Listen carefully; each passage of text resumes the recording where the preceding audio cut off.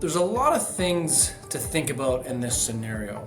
If you have a salesperson that was performing at a high level and they left, the first thing that you need to do, in my opinion, is look in the mirror and figure out why did they leave. Most of my clients, and I had this happen to a client recently, and the first thing they wanted to do was look at replacing that person. But if your best salesperson has left, generally speaking, that means something's missing within the organization.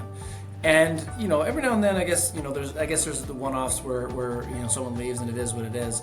But 9 out of 10 times, salespeople leave their leader. So when your best salesperson leaves your organization, we have to look at, well, why did they leave, right? What was it about our organization that was missing? Were we providing them the right tools for development? Salespeople often they're competitive. They want to get better. They want to grow. How are we facilitating that growth within their personal career path? Are we offering additional training? Are we giving them challenging goals? Perhaps they want to step up into a leadership role. Are we coaching them through that? Maybe offering them a peer mentor.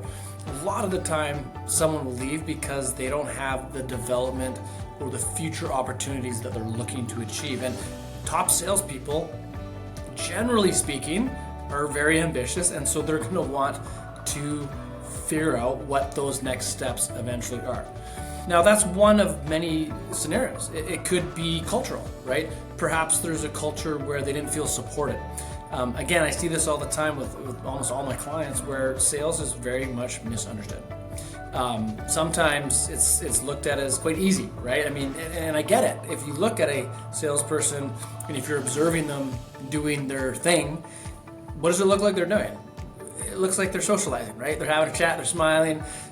It doesn't look hard from the outside looking in, but it is actually one of the hardest jobs out there.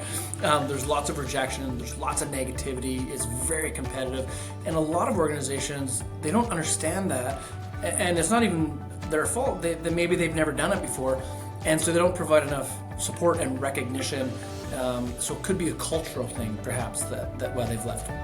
There's the obvious one. It might be compensation. Maybe the compensation is not the right.